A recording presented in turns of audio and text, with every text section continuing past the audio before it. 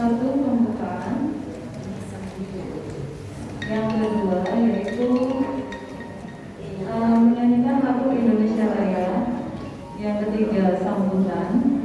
Yang keempat, penutup, yaitu doa. Yang kelima, diseminasi materi calon guru penggerak. Dan yang keenam yaitu sesi tanya jawab. Baiklah, marilah kita mulai dulu acara kita hari ini dengan bacaan basmalah. Bismillahirrahmanirrahim. Selanjutnya yaitu menyanyikan lagu Indonesia Raya. Kepada Ibu Luluk Salayan dipersilakan.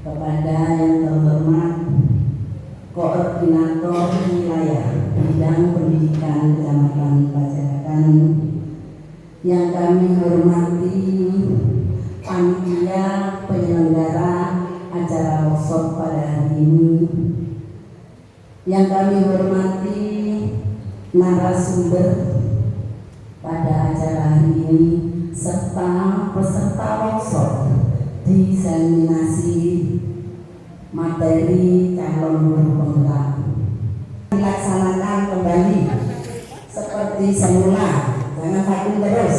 Ini yang pertama, nanti ada yang kedua dan seterusnya.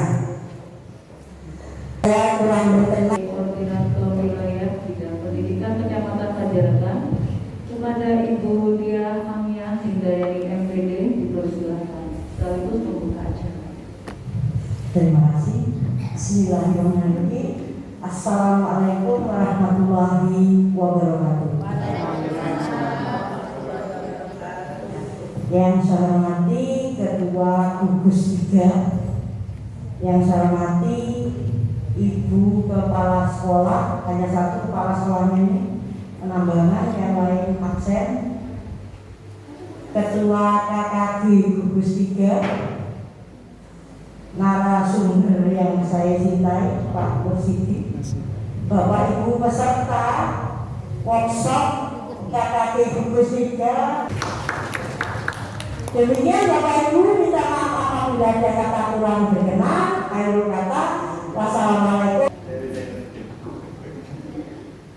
Assalamualaikum warahmatullahi wabarakatuh. Waalaikumsalam. Bapak Ibu, mari kita tutup acara ini dengan pembacaan doa melalui yang akan mendengarkan dan khususnya di Gugus 3 ada hadirin yang berkuliah dan syariah pada hari Mustafa Muhammad sallallahu alaihi wasallam syairan al-Fatihah.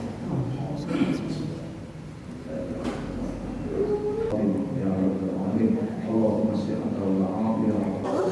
Assalamualaikum warahmatullahi wabarakatuh.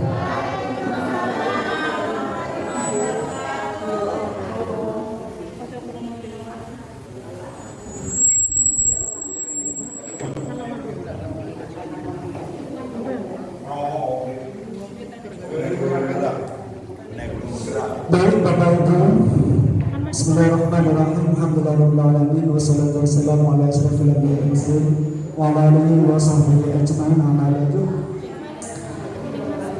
Baik Bapak Ibu, hebat Gugus 3 Kecamatan Pacarakan Kabupaten Probolinggo, sebelum kita mulai belajar bersama pada kesempatan kali ini, maka perlu kiranya ada kesepakatan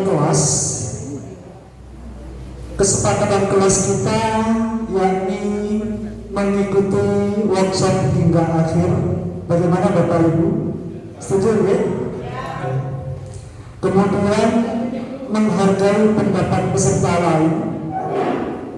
Setuju Bapak Ibu? Kemudian Nah, alur kegiatan kita pada pagi hari ini yakni perkenalan dari narasumber selama 2 menit, dilanjut perkenalan dari peserta ini maksimal 5 menit kita alokasikan, kemudian menyampaikan alur materi.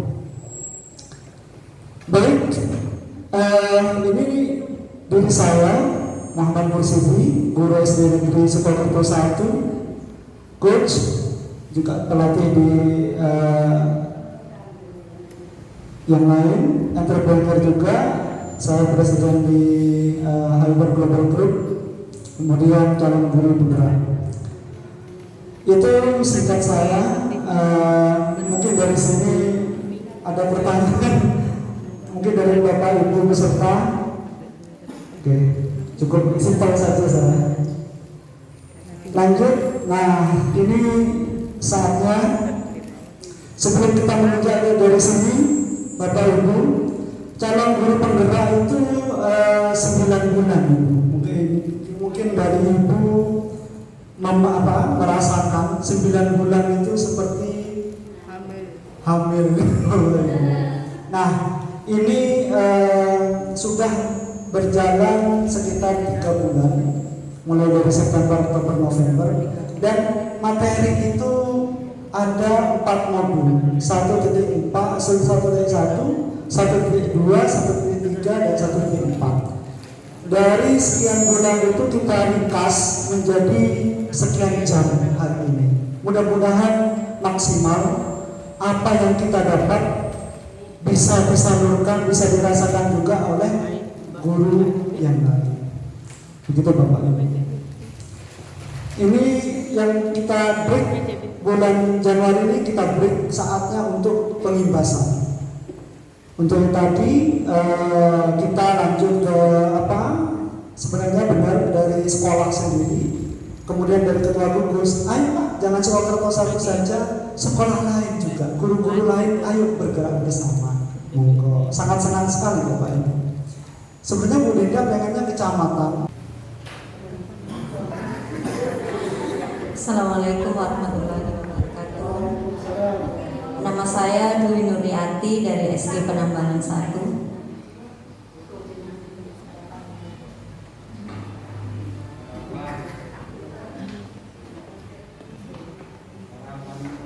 Harapannya semoga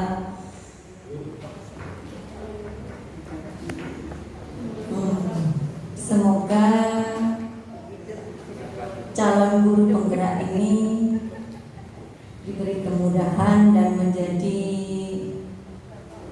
menjadi contoh yang baik untuk lanjut. Nah, alur materi pada pagi hari ini yang kita alami, yang sudah kita alami, modul 1. Modul 1.1 tentang filosofi pemikiran Ki Hajar Dewantara. Dilanjutkan modul 1.2 nilai dan peran guru penggerak. Modul 1.3 visi guru penggerak. Modul selanjutnya terakhir modul 1.4 yakni budaya positif. Dan ini satu kesatuan berkaitan dari modul ini. Mudah-mudahan ini kita jatah jangan sampai jam 12 karena ada makan siang, ada mudah-mudahan bisa mendapatkan mendapatkan ilmu yang bermanfaat dari sini. Mudah-mudahan. Baik, Bapak Ibu, kita lanjut. Modul 1.1 yakni refleksi filosofi pendidikan Indonesia Ki Hajar Dewantara. Kita sudah kenyang masalah Ki Hajar Dewantara. Dari mata kuliah saya pertama S1 PGSD dulu, ini diberikan. Namun saya berpikir, ini kan pemikir lokal, saya skip. Saya paling 3 Imar Sasutono, Imar Joman Kaso, Turian Daya, kan gitu kan, hafalnya kan gitu ya. Ya sekitar itu. Namun di situ dalam sekali, sangat dalam sekali. Kalau kita mengenal Ki Hajar Dewantara ini, itu skalanya internasional, mendunia. Dia berbeda filosofinya dengan John Locke. Kalau John Locke kita tahu bahwa ini adalah pemikiran Ki Hajar Dewantara. Ki Hajar Dewantara adalah salah satu aset bangsa yang sangat berharga. Pemikiran-pemikiran cerdasnya adalah tonggak dari upaya mencerdaskan manusia Indonesia di zaman modern. Pemikiran mendalamnya juga membantu Indonesia keluar dari cengkraman penjajah kala itu. Ki Hajar Dewantara sadar betul bahwa pendidikan adalah cikal bakal perubahan yang sangat fundamental bagi bangsa yang saat itu masih belum merdeka. Konsep pendidikan Ki Hajar Dewantara adalah pendidikan yang memerdekakan.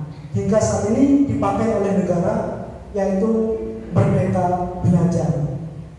Ini adalah filosofi Sensu Komunion. merdeka itu apa saja?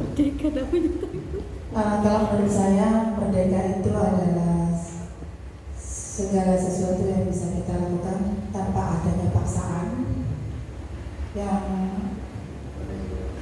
kita kerjakan dengan senang, bebas, pokoknya tanpa ada tekanan.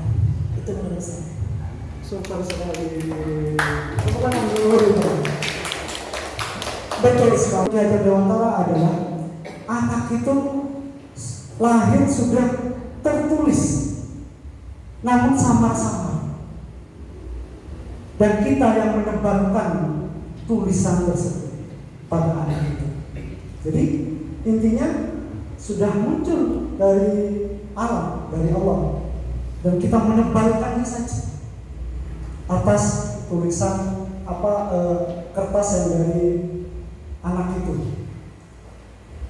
Kemudian anak sudah dibekali dengan kodrat kemanusiaan dan kebutuhan atau disebut dengan hati nurani yang akan mencari Tuhan dan cenderung pada hal-hal baik.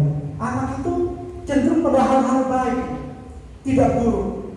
Jadi anak itu semestinya kalau sudah nalurinya itu menuju pada hal-hal baik.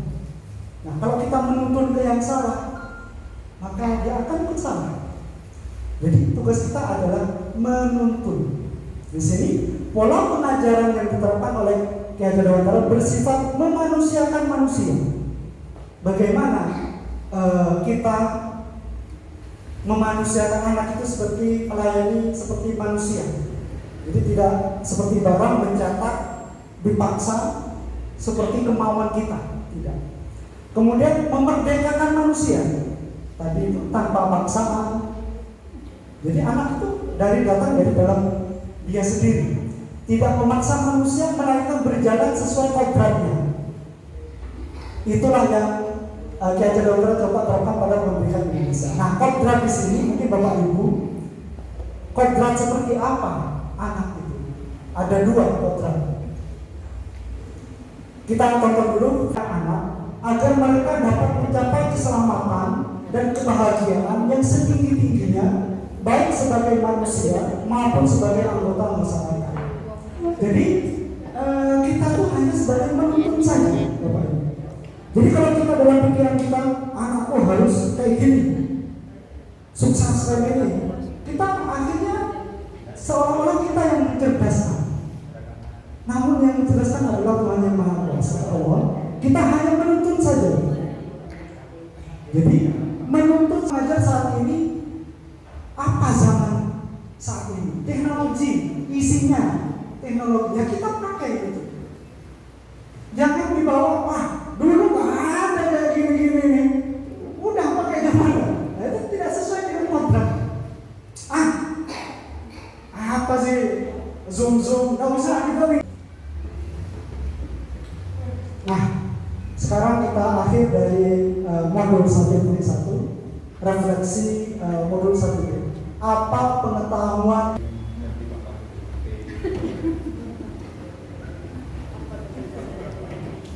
hal-hal yang perlu saya buka untuk mengajarkan kepada anak setelah saya mendengarkan refleksi filosofi pendidikan Indonesia yang kedua dari pengalaman saya mengajar. Kalau saya sendiri waktu itu saya memberikan pelajaran kepada anak-anak saya mengajarnya tidak menuntut, tidak memaksakan. Saya harus, apalagi kelas 1, menyamaratakan, ya, seperti itu. Jadi kedepannya mungkin saya akan memberikan perubahan-perubahan kepada anak-anak yang memang lain, gitu, yang unik di kelas saya, seperti itu. Super sekali, benar Ibu. Kita petani itu ada bibit jagung, ada bibit padi. Cara mentreatmentnya juga berbeda antara jagung dan padi. Begitu. Pupuknya juga berbeda. Cara mengatur airnya pun berbeda. Jadi anak itu kalau jika disamaratakan, ya, kita berenang. Apa itu guru penggerak? Apa yang digerakkan? Iya. Jadi selama ini dalam asumsi kita penggerak, apa yang digerakkan? Nah, ini ada modul kedua, nilai dan peran guru penggerak.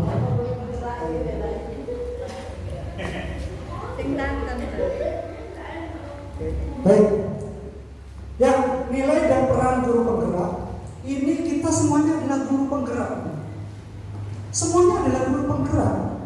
Bukan hanya dapat sertifikat lalu surat peraturan menteri. Kita tidak bisa ke situ.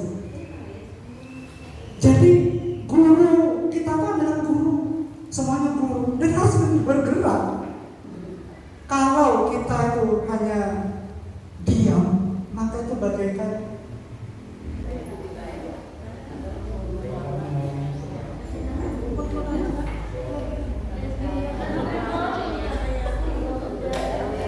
coba Bapak Ibu gambar seperti trapesium itu. Nah, usia berapa dari 0 ke 21 itu ada positif, ada negatif. Yang 0 sampai usia berapa yang negatif? Bisa ingat satu peristiwa jika masing-masing satu peristiwa saja. Bapak Ibu, satu negatif, satu positif. Benar?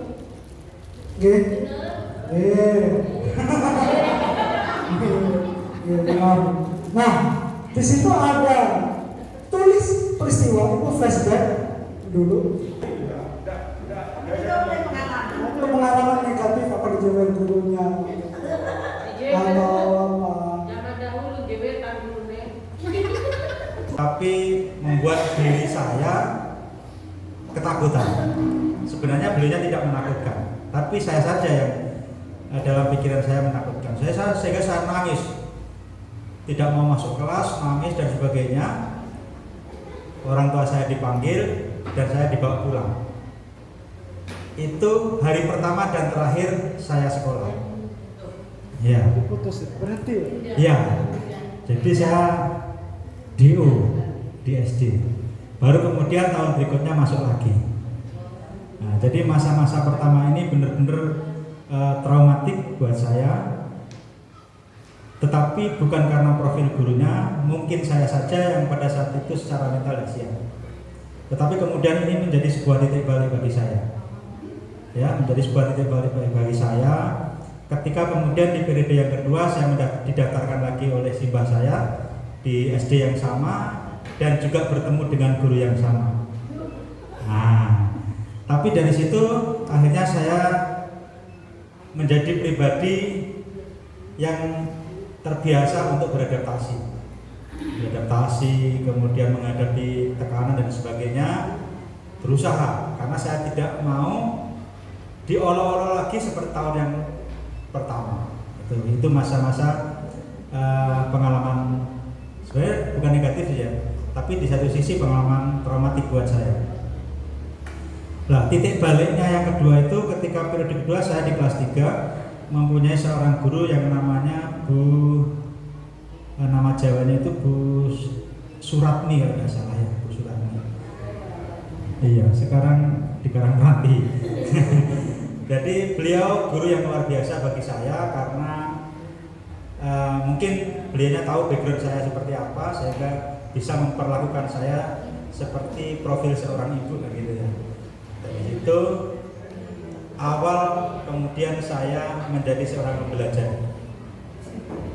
Ini jadi peran guru memang luar biasa bagi setiap anak dan akan membawa pengalaman-pengalaman psikis yang jika kemudian itu berpengaruh terhadap psikologi anak bisa berakibat luar biasa seperti yang saya alami. Ya, seperti itu. Dan sisi positif yang ketiga ketika saya SMA Pak Musidi. Jadi ketika saya pada fase sekolah menengah atas ini benar-benar masa yang sulit tetapi kemudian membentuk jati diri yang luar biasa. Mengapa saya katakan masa-masa yang sulit? Karena saya harus belajar jauh dari Simbah dengan segala keterbatasan yang ada, tetapi di satu sisi harus survive menghadapi segala yang serba mengenakkan sih menurut saya, karena yang saya alami 30 tahun yang lalu yang sepertinya pahit itu ternyata ketika saya kenang hari ini bahkan saya kangen ingin kembali ke masa-masa SMA ya. Sesuai pribadi masing-masing. Oke, betul. Ya, terima kasih. Baik, Bapak Ibu, ini adalah diagram identitas Gunung Es.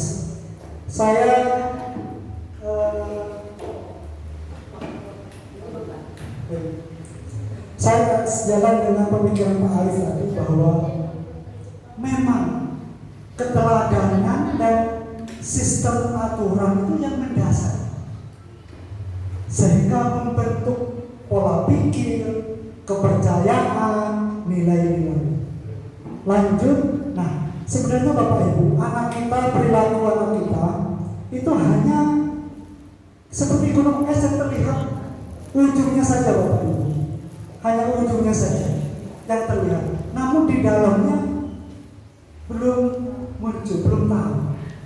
Nah, yang dilihat adalah kebiasaan itu, pola pikirnya seperti apa, kepercayaannya dia, nilai-nilai yang ada pada dia, itu yang kita bisa lihat jika ingin mendalami suatu karakter orang, begitu Bapak Ibu. Nah, untuk membentuk itu adalah kebiasaan perilaku. Jadi pengkondisian dan pembiasaan ini yang sangat mendasari dalam pembentukan suatu karakter. Baik, Bapak Ibu, kita lanjut materinya. Kita nanti membuka pertanyaan nanti di akhir. Eskalator dan cara kerja otak. Guru adalah manusia yang senantiasa berusaha untuk menggerakkan manusia lainnya. Saya ulangi lagi, guru adalah manusia yang senantiasa berusaha untuk menggerakkan manusia lainnya. Oleh karena itu, guru harus lebih dulu sadar. Kemudian Bapak Iwan dari SMK Syekh Abdul Qadir Jailani Kalsel.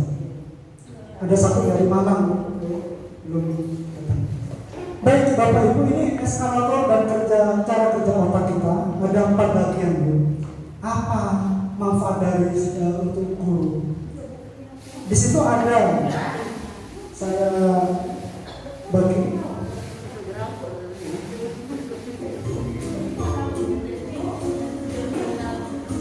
Nah, di sini ada otak mamalia, sistem limbik, dan otak reptil. Itu satu rumpun dibagi 2, ada otak mamalia dan otak reptil. Reptil dan mamalia itu cepat, jadi berpikir cepat. Contohnya seperti ini. Misalnya, kalau kita sudah kebakaran, kabur, yaitu menyelamatkan diri. Ya, kalau ada orang bawa ember lalu nyerang, nah itu udah berproses, bagus. Kalau kamu menjalankan itu dengan cepat. Oke, kita lanjut meningkat. Nah, di sini adalah profil pelajar Pancasila. Ada 6 profil pelajar Pancasila. Ada beriman, bertakwa kepada Tuhan Yang Maha Esa dan berlaku mulia, kemudian mandiri, bernalar kritis, kreatif, bergotong royong, dan berkebinekaan global. Ini yang diharapkan Bapak Ibu. Jadi murid kita, kompetensi ini yang kita harus capai. Beriman dan bertakwa, harus mandiri. Ini yang kita harus lihat terus. Berkebinekaan global. Nah itu yang saat ini kita harus capai diri kita dan murid kita. Nah, kita sebagai guru sudah memiliki gambaran, harus memiliki gambaran anakku kelak seperti apa. Seperti itu. Kelak anakku ini, muridku ini kelak seperti apa. Itu harus memiliki seorang guru. Kalau seorang guru tidak memiliki visi untuk anaknya, dia kayak kemana-mana. Jadi, murid itu kelak seperti Habibie yang bisa gini, bisa mencapai seorang presiden. Jadi itu suatu doa bagi anak. Jadi kita sudah setting seorang guru itu sudah memiliki visi untuk murid kita. Nah selama ini kan kita abai tentang visi ini. Yang penting ngajar dan masuk kelas, udah apa yang terjadi. Nah itu, yang penting menunaikan kewajiban, terima gaji, beres. Nah itu yang benar kita. Apa arti penting visi bagi Anda sebagai seorang guru? Apa arti penting visi bagi Anda sebagai seorang guru? Itu visinya ceria, C-nya cerdas, R-nya itu R-nya itu R-nya itu eksploratif, R-nya religius, inovatif, lalu aktif, kreatif. Nah, itu yang saya harapkan di kelas 1. Nah, kenapa kok saya memilih itu? Karena itu suatu hal yang penting, karena anak pasti semangat anak menjadi anak SD gitu ya, itu memang membutuhkan peran penting seorang guru yang harus memiliki visi. Nah, seperti itu. Jadi visi itu merupakan menurut saya pentingnya itu yaitu motivator buat kita untuk mewujudkan itu tadi tujuan kita tadi dari visi itu tadi gitu ke depannya seperti itu. Melenceng dari visi siswa.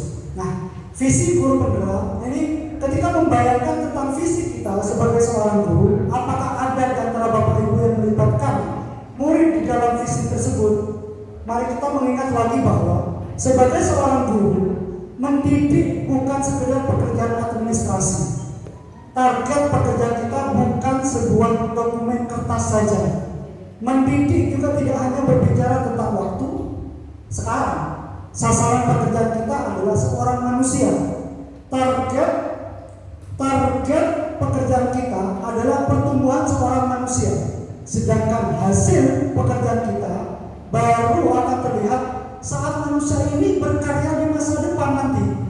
Oleh karena itu, memiliki visi tentang pertumbuhan murid menjadi hal yang sangat penting bagi seorang guru. Murid seperti apa yang Bapak Ibu harapkan terwujud pada mereka di masa depan? Visi mengenai murid inilah yang nantinya menjadi bintang penunjuk arah bagi guru dalam menentukan strategi pengajaran. Jadi kalau kita sudah menentukan visi pada anak, maka ajaran kita akan sesuai relevan tentang pencapaian kelak. Nah, mari nyatakan visi kita lewat karya. Dia ambil pelajarannya, kemudian gali mimpi, kemudian jabarkan rencana, kemudian atur eksekusi. Nah, Teknis seperti apa? Ini ada teknisnya Bapak Ibu. Ada teknisnya. Ini buat pertanyaan dulu. Misalnya Bapak Ibu jadi kepala sekolah nanti atau pimpinan, maka apa pertanyaan di lembaga saya? Apa salah? Buat pertanyaan dulu. Buat pertanyaan sebanyak-banyaknya. Kemudian ambil salah satu. Ambil dari pertanyaan itu, pilih yang sangat ini sekali, yang terpilih. Kemudian apa solusi? Gali mimpi. Oh seperti ini. Gali, jabarkan rencana apa yang akan dipecahkan dari mimpi-mimpi tersebut. Instrumennya apa? Siapa bagian ini? Siapa tugas-tugas seperti ini? Lalu atur eksekusi. Akhirnya terjadilah suatu goal yang sangat dahsyat sekali. Baik, ini model manajemen perubahan. Kita next ya, skip ya. Nah, ini ada video, kita lihat. Itu kan negatif ya. Mengapa capaian hasil belajar siswa rendah? Kemudian apa yang membuat rencana kegiatan sekolah tidak berjalan lancar? Itu berorientasi kepada hal yang negatif. Maka perubahan tidak akan terjadi. Jadi motivasi untuk melakukan perubahan tentu akan berangsur menurun jika diskusi diarahkan pada permasalahan. Jadi nanti Bapak Ibu jika memutuskan suatu perubahan dari pertanyaan yang positif, semestinya seperti ini. Suasana psikologis yang terbangun tentu akan berbeda jika pertanyaan diawali dengan pertanyaan positif. Hal-hal baik apa yang pernah dicapai murid di kelas? Itu sangat dahsyat sekali. Hal-hal baik apa yang pernah dicapai murid di kelas? Apa hal menarik yang dapat dipetik pelajarannya dari setiap guru di kelas? Itu jadi kepala sekolah itu beda. Apa hal menarik yang dapat dipetik pelajarannya dari setiap guru di kelas? Jadi dipandang dari yang positif. Bagaimana mengembangkan praktik baik setiap guru untuk dipertahankan sebagai budaya sekolah? Seperti itu. Jika kalau berangkat dari wanita, modul 1-4 yakni budaya positif. Ini goal apa yang sudah saya utarakan di depan bahwa budaya positif. Kita saat ini saya ingat dalam instruktur saya mengatakan bahwa jika kepala sekolah, mungkin Bapak Ibu ini belum sudah tidak ada kepala sekolah ya. Kepala sekolah itu datang pagi, saya beri kasus dulu. Kepala sekolah datang pagi, kemudian nyapu kelas, menyiram bunga, lalu guru datang kemudian setelah itu diulang lagi. Akhirnya kepala sekolah itu capek. Kok guru-guru kok enak-enaknya, kok enggak mengikuti aku? Kira-kira Bapak Ibu, nah ini adalah budaya positif. Kasus tadi itu nanti kita akan diselesaikan, ada solusinya. Kita next ya. Oke.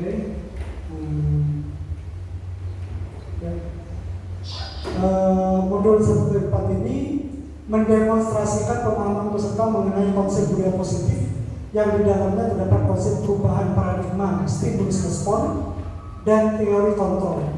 3 teori motivasi perilaku manusia, motivasi internal dan eksternal, keyakinan kelas, hukuman, dan penghargaan. 5 kebutuhan dasar manusia, 5 posisi kontrol guru, dan segitiga restitusi. Modul ini sangat gemuk sekali. Inilah yang sangat panjang sekali modul ini. Ini pesan dari Ki Hajar Dewantara tentang ekosistem positif itu. Jadi kita sebagai guru ya seperti petani Bapak Ibu. Tidak hanya menanam namun merawatnya, melihat kondisi tanah, memelihara tanaman padi, pupuk, membasmi ulat-ulat, jamur dan yang mengganggu tumbuh kembangnya tanaman tersebut. Next. Nah, perubahan paradigma. Saya praktik, saya ingin memilih satu teman. Nah, ini ibu dengan ibu siapa? Ibu Neneng ya. Ibu Neneng, coba ini ibu baca kertas dari saya.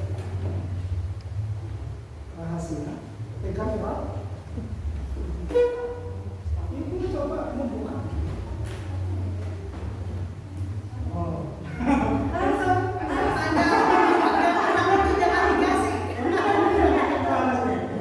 Bisa. Masih susah. Kenapa ibu memegang ini? Karena sebuah amanah. Iya, itu sudah dijawab. Ya, begitu. Kita posisi A dan B. Anda dan teman Anda, sobat kelas dari kertas kecil tadi itu ya. Nah, sebagai A, tuliskan benda atau sesuatu yang sangat berharga untuk Anda, letakkan di salah satu tangan Anda dan genggam benda atau sesuatu tersebut dengan segala daya. Buatlah sebuah kepala. Teman Anda B akan mencoba dengan sekuat tenaga dengan berbagai cara meminta Anda memberikan benda tersebut. Pasti tidak bisa. Tadi kan itu B. Nah, kenapa kok tidak bisa? Yang bisa itu siapa yang membuka kepala? Coba yang Kita sendiri. Diri kita sendiri. Hah? Yang memberikan amanah tadi. Yang, berarti yang bisa membuka kepala tadi itu siapa? Diri kita sendiri. Apa B? Apa B? A. Hah? A itu teman. A itu diri B sendiri. yang sebetulnya A. Yang bisa membuka adalah A. A. Yang A yang ibu Rini tadi. Sorry, ibu Nining ya. Iya. Rini. Yang memiliki tangan itu, yang bisa membuka. Nah, seperti itu Bapak Ibu. Paradigma kita ubah. Kita ubah pandangan kita, cara berpikir kita. Yang bisa mengubah itu ya diri kita. Tidak ada anak. Diri kita. Kalau diri kita tidak mau berubah, ya siapapun tidak akan bisa mengubah. Begitu Bapak Ibu. Kalau kita pegang kepala kita, dan yang kita hanya kita yang bisa mengubah, tidak ada orang lain. Itu yang saya sampaikan kepada anak saya, anak didik saya, bahwa kalian yang bisa. Pak Guru hanya eksternal aja, yang bisa internal diri anak itu sendiri. Gitu. Kita dapat ya. Nah, perubahan paradigma yaitu dari kontrol. Ilusi ya, ini ilusi ya. Selama ini yang kita punya, guru mengontrol murid. Benar ya, Bu ya? Guru mengontrol murid. Selama ini ilusi, ilusi. Kritik dan membuat orang merasa bersalah dapat menguatkan karakter. Jika kita anak itu kita salahkan, bisa karakternya kuat. Ini yang salah sama ada diri saya. Yang saya tadi menangis. Jadi kritik kamu ini ya, anak bodoh, anak kurang ajar, anak yang supaya karakternya kuat. Itu ilusi. Yang ketiga, semua penguatan positif efektif dan bermanfaat. Semua penguatan itu positif itu efektif dan bermanfaat menurut kita. Itu ilusi. Orang dewasa memiliki hak untuk memaksa. Itu yang kita miliki sana. Paksa aja, ya kamu nih. Kerjakan ini. Kalau di sini ada dua. Yakni stimulus respon dan teori kontrol. Ini perbedaannya. Bisakah kita mengontrol seseorang? Kita kalau stimulus respon, kita mencoba mengubah orang agar berpandangan sama dengan kita. Begitu ya. Tapi teori kontrol mengatakan kita berusaha memahami pandangan orang lain tentang diri. Kita memahami pandangan orang lain tentang diri. Itu teori kontrol mengatakan seperti itu. Sebenarnya perilaku buruk dilihat sebagai suatu kesalahan. Namun teori kontrol semua perilaku memiliki tujuan. Jadi semua perilaku Anda memiliki tujuan. Kita lihat tujuan. Kalau kita anak naik meja udah kesalahan. Tapi tujuannya apa? Apakah Pak di sini? Belum. Belum. Masih kuat. Karena kita tertanam sejak dulu. Stimulus sekolah ini ya. Namun kesini kita berproses. Berproses ini. Next. Kemudian, apakah makna disiplin? Nah, Ibu, apa disiplin? Disiplin taat ya, taat pada aturan yang ada. Taat pada aturan. Satu kali, Ibu. Apa disiplin? Disiplin tata aturan yang ada pada suatu lembaga atau satu kesatuan yang harus ditaati untuk menciptakan anak itu utuh untuk menjadi yang terbaik. Terima kasih Ibu. Ya, benar, itu salah satu bagian dari disiplin. Namun berasal dari bahasa Latin, disiplin yang artinya belajar. Ternyata disiplin itu artinya belajar. Belajar. Kemudian makna asal dari kata ini berkonotasi dengan disiplin diri dari murid-murid Sokrates dan Plato. Jadi datangnya itu dari filosof, yaitu murid-muridnya dari Sokrates dan Plato. Kemudian disiplin diri ini membuat orang menggali potensinya menuju sebuah tujuan apa yang dia hargai. Sebenarnya gini Bu, ada guru, ada murid. Guru itu memiliki aturan, memiliki apa? Kebajikan. Nah, kebajikan itu muridnya mengikuti kebajikan guru itu. Nah, itu asal muasalnya dari disiplin. Begitu. Dikatakan disiplin, murid itu kan mengikuti guru. Nah, yang murid. Kalau bukan orang yang tidak mengikuti seorang itu bukan murid, dia mengikuti guru. Itu asal muasal dari disiplin. Kemudian, namun dalam budaya kita, ini ya budaya kita ya, makna kata disiplin telah berubah menjadi sesuatu yang dilakukan seseorang pada orang lain untuk mendapatkan kepatuhan. Kecenderungan umum adalah menghubungkan disiplin dengan ketidaknyamanan. Pasti itu. Bukan dengan apa yang kita hargai atau pencapaian suatu tujuan meninggal. Jadi disiplin itu supaya patuh saja. Kecenderungannya umum ini menghubungkan disiplin dengan ketidaknyamanan. Kan tidak nyaman. Siswa itu teori motivasi perilaku manusia itu ada eksternal dari luar, dari pihak luar, yakni pertanyaan untuk menghindari ketidaknyamanan tadi atau hukuman. Apa yang akan terjadi apabila saya tidak melakukan? Seperti itu. Apa yang akan terjadi apabila saya tidak melakukan? Itu apa yang diterima oleh siswa dari eksternal. Oh, kalau Robi ya, itu merdeka itu ridho. Merdeka tadi itu apa namanya? Bebas dari tekanan gitu ya. Akhirnya tidak disiplin dong, kan bebas aku, tidak usah buat PP gitu, atau apa. Namun merdeka menurut Ki Hajar Dewantara beda. Merdeka itu tidak hanya terlepas dari perintah, juga cakap membuat memerintah diri sendiri. Jadi merdeka itu malah lebih pilih, dia harus memerintah dirinya sendiri, sadar dari dalam dirinya sendiri. Itu merdeka. Makna dari Ki Hajar Dewantara. Nah, selama ini kita buat peraturan kelas.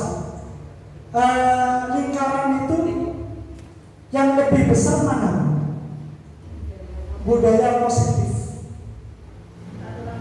Peraturan kelas itu hanya kecil aja masuknya. Yang lebih lebar keyakinan kelas. Lingkungan positif, lalu paling besar adalah budaya positif. Jadi kalau peraturan kelas Ibu membuat peraturan kelas saat ini sudah mulai dirubah. yang ini menjadi keyakinan kelas. Bagaimana cara buatnya keyakinan kelas? Melibatkan siswa.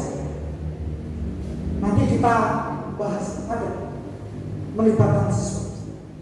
Kalau peraturan kelas akhirnya hukuman, iya kan? Dari guru yang membuat anak-anak tidak boleh makan dalam kelas, anak-anak dilarang membawa HP, siswa dilarang merokok, siswa dilarang, negatif semua. Tapi keyakinan sudah bermanfaat pada diri, masih ada peraturan. Kemudian, mengapa ada peraturan 3M? Menggunakan masker, mencuci tangan, menjaga jarak sampai setengah meter. Ini mana yang merupakan keyakinan kelas? Mengapa? Ibu ini, menurut ibu, mana Bu Neneng? Bu Neneng? Mengapa? Yang mana Bu? Yang merupakan keyakinan kelas? Sila.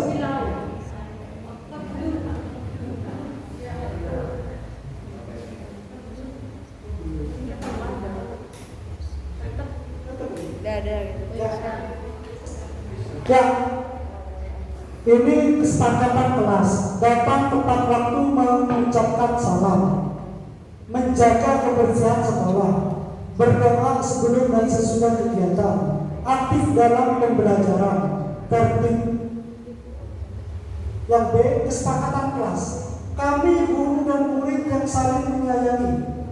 Kami murid yang semangat belajar.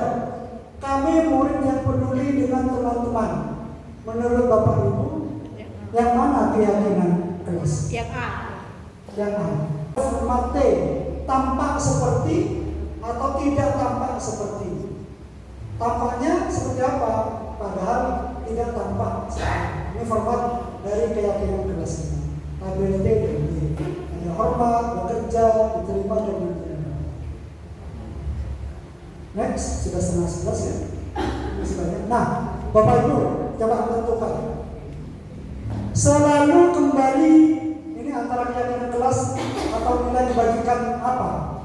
Selalu kembalikan buku ke tempatnya. Apa Bu? Keyakinan kelasnya. Kebajikannya apa Bu? Disiplin. Disiplin. Dilarang mengganggu orang lain.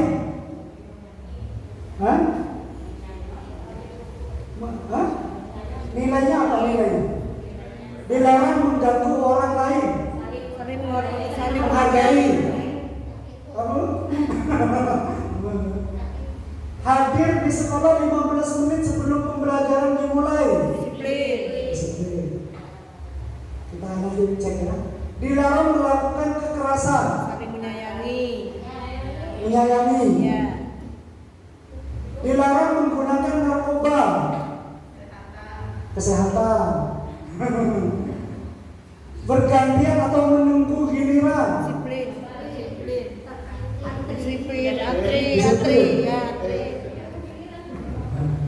Gunakan masker. Kesehatan. Menjaga kesehatan. Kok bisa? Pengaruh jangka pendek dan jangka panjang. Jadi penghargaan itu jangka pendek saja. Penghargaan menghukum. Penghargaan mengurangi ketepatan. Penghargaan tidak efektif. Penghargaan merusak hubungan. Maksudnya apa? Kalau anak kita beri permen, lalu dia melakukan, oh bagus, kasih kita permen. Kalau tidak ada permen, kira-kira ganti guru, naik ke kelas 2. Gurunya bukan seperti itu. Apakah anak seperti itu juga di kelas 1? Misalnya gitu. Akan berubah. Kenapa? Karena tidak ada penghargaan tadi. Maka dia terhukum. Karena dia imbalan. Boleh penghargaan, namun di akhir tidak boleh hindari mengiming-iming. Nah, nanti ya kalau kamu menyapu kelas, ibu akan beri ini ya, itu mengiming-iming, hindari. Kalau sudah anak itu melakukan, bagus. Nah ini ya, itu beda. Efeknya itu beda. Begitu. Nah, coba sekarang hukuman atau konsekuensi. Hukuman atau konsekuensi. Coba Bapak Ibu tebak. Menyuruh murid mencatat, saya tidak akan terlambat lagi sebanyak 100 kali karena terlambat datang ke sekolah. Hukuman apa konsekuensi? Hukuman. Menyuruh murid lari mengelilingi lapangan basket 2 kali karena terlambat hadir di sekolah. Hukuman. Apa bu? Konsekuensi. Karena menyuruh murid lari mengelilingi lapangan basket 2 kali karena terlambat hadir di sekolah. Apa bu? Konsekuensi. Kita lanjut. Meminta murid push up sebanyak 15 kali karena ke sekolah tidak memakai masker. Hukuman. Meminta murid mengganti kertas tugas teman yang dicoret-coret. Konsekuensi. Maksudnya hukuman itu antara konsekuensi itu tidak ada hubungannya. Yang kita beri tidak ada hubungannya dengan niat kita. Konsekuensi adalah sesuatu harus terjadi. Membuat anak sakit fisik maupun hati untuk jangka waktu yang lama. Dia akan teriris dalam waktu lama. Makanya Bapak Ibu menulis trapesium itu pasti ada hukuman oleh guru. Konsekuensinya adalah membuat anak merasa tidak nyaman dalam jangka waktu pendek. Jangka waktu pendek saja. Tidak. Anak membenci kedisiplinan. Akhirnya mereka membenci kedisiplinan. Tapi konsekuensi anak menghargai disiplin. Paksaan. Namun konsekuensi stimulus tanggapan. Mendorong anak menyakiti diri sendiri. Dia menyakiti diri sendiri. Tapi konsekuensi mendorong anak agar mudah menyesuaikan diri. Hukuman konsep diri yang buruk. Konsekuensi konsep diri yang baik. Anak belajar untuk menyembunyikan kesalahan. Dia menyembunyikan kesalahan. Kalau hukuman, biar tidak dihukum. Namun kalau konsekuensi, anak belajar untuk mematuhi peraturan. Marah, rasa bersalah, dipermalukan, merasa tak dihargai, kehilangan hak, dibuat tidak nyaman, dihasilkan untuk sementara. Hanya sementara saja, tidak untuk selamanya. Itu perbedaan antara hukuman dan konsekuensi. Bapak Ibu bisa terangkan, praktikan nanti di kelas masing-masing. Baik Bapak Ibu, nah kita melihat kebutuhan dasar manusia. Ada belawi, apa belawi ini Bapak Ibu? Dasar kasih sayang. Ada kebutuhan power, kekuasaan. Anak itu memiliki kekuasaan. Ada kebutuhan freedom, kebebasan. Ada kebutuhan fun, menyenangkan. Dia maunya yang selesai. Yang lebih inti adalah kebutuhan hidup, makan, minum, pakaian. Nah, ini melihat kebutuhan anak itu, kita tadi diferensiasi apa anak itu bisa melakukan hal negatif. Kita lihat, oh kebutuhannya seperti ini Bapak Ibu. Ada anak, dia di kelas mengganggu temannya, mukul temannya, mengganggu. Kira-kira kebutuhan apa Bapak Ibu? Kasih sayang, dekatkan. Nah, kenapa? Apa yang membuat kamu seperti ini? Misalnya, Bu, saya bosan Bu. Pak, saya bosan Pak. Misal saya bosan di kelas. Apa? Kebutuhan apa? Apa? Menyenangkan. No. Kebebasan. Anak itu ingin bebas. Freedom. Aku sebel gambar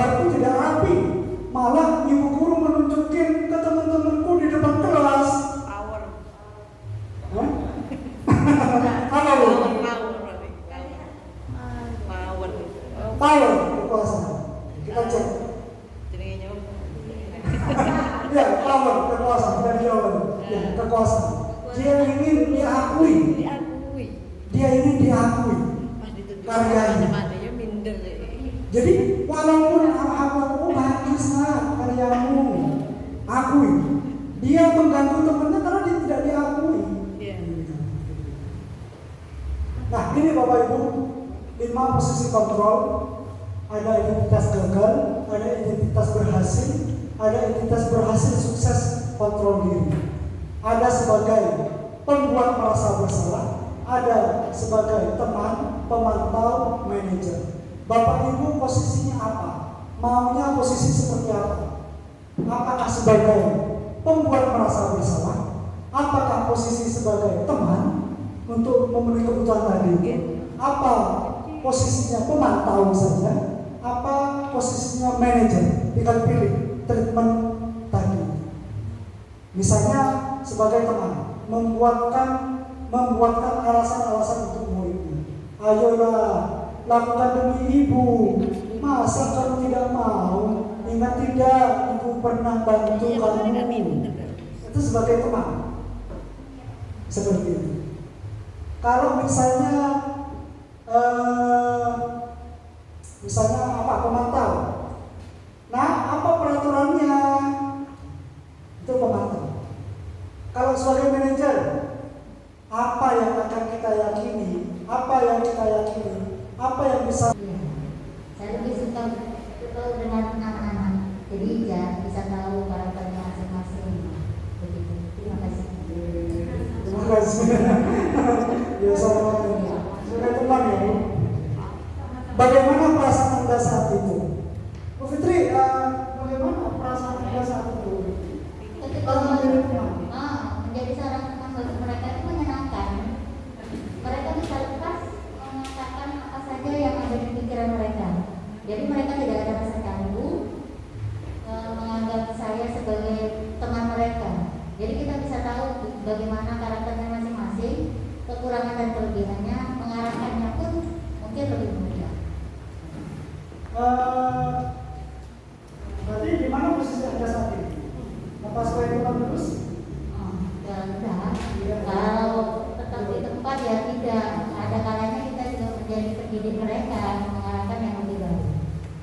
Lalu bagaimana perasaan Anda saat ini setelah selain dari coba apa?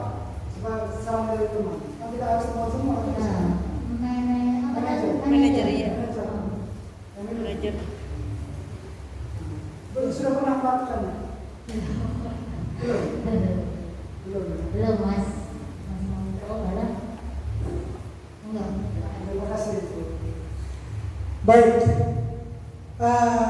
Bapak Ibu, berapa besar sebuah pesan tersampaikan? Ini apa itu Bapak? Restitusi. Apa itu restitusi? Restitusi adalah proses menciptakan kondisi bagi murid untuk memperbaiki kesalahan mereka sehingga bisa kembali ke kelompok mereka dengan karakter yang lebih kuat. Gosen tahun 2004. Jadi restitusi itu adalah proses menciptakan kondisi bagi murid untuk memperbaiki kesalahan mereka sehingga bisa kembali ke kelompok mereka dengan karakter yang lebih kuat. Jadi mengembalikan. Baik, contoh seperti ini. Kita next. 1. 9 ciri restitusi. Bukan untuk menebus kesalahan, tapi untuk belajar dari kesalahan. 2. Memperbaiki hubungan. Ini ciri restitusi ya. 3. Tawaran, bukan paksaan. Menuntun untuk melihat ke dalam diri. 5. Mencari kebutuhan dasar yang mendasari tindakan. 6. Cara untuk memperbaiki diri. 7. Fokus pada karakter bukan tindakan. 8. Fokus pada solusi. Dan yang ke-9, mengembalikan murid yang berbuat salah pada kelompoknya. Ya. Ini contoh seperti itu. Ini segitiga restitusi. Pertama, nilai-nilai apa yang telah kita sepakati? Ini ada lalu mendata, menstabilkan identitas, lalu ngajak validasi tindakan yang salah. Jadi misalnya ada anak yang salah, lalu tanyakan, nah misalnya dia seperti murid kelas 5 saya, Rifki, waktu itu apa ya, main bola keket, mau melintir tangan teman. Lalu saya, nah Rifki, kamu yang kamu lakukan tadi itu apakah sesuai dengan keyakinan kelas kita? Saling menyayangi. Tidak sesuai, misalnya, tidak sesuai. Lalu menstabilkan identitas. Kamu bukan satu-satunya yang pernah melakukan. Banyak temanmu yang dulu-dulunya melakukan pelintiran ini, yang mengakibatkan patah tulang. Apakah itu baik? Tidak baik. Itu sudah masuk ke dalam dia, ke dalam anak itu, menstabilkan. Yang tadi itu lalu distabilkan. Setiap orang pasti pernah melakukan kesalahan. Tidak ada orang yang tidak salah. Pasti semua orang melakukan kesalahan. Ini menstabilkan, posisi menstabilkan. Lalu posisi validasi tindakan. Adakah cara yang lebih efektif untuk mendapatkan apa yang kamu butuhkan? Adakah permainan yang lebih baik dari ada misalnya? Nah, setiap main di kelas, mereka sendiri yang ini itu lebih masuk ke dalam diri anak. Kamu tentu punya alasan mengapa melakukan hal itu.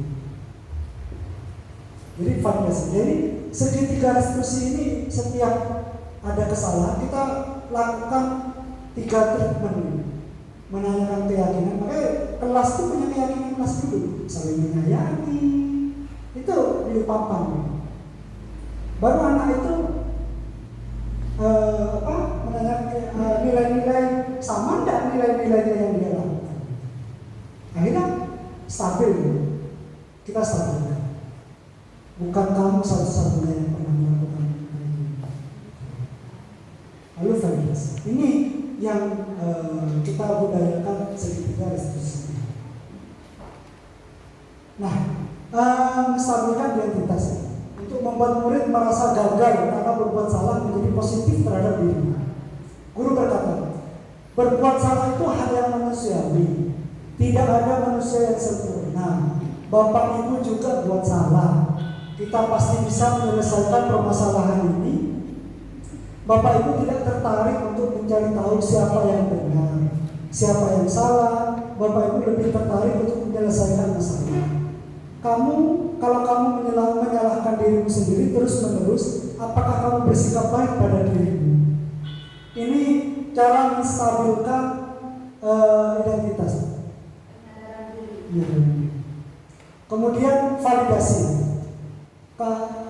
Guru berkata, kamu bisa saja kan melakukan hal yang lebih buruk, tapi kamu tidak melakukannya kan? Membantu murid mengenali kebutuhan hidupnya yang ingin dipenuhinya ketika melakukan kesalahan itu.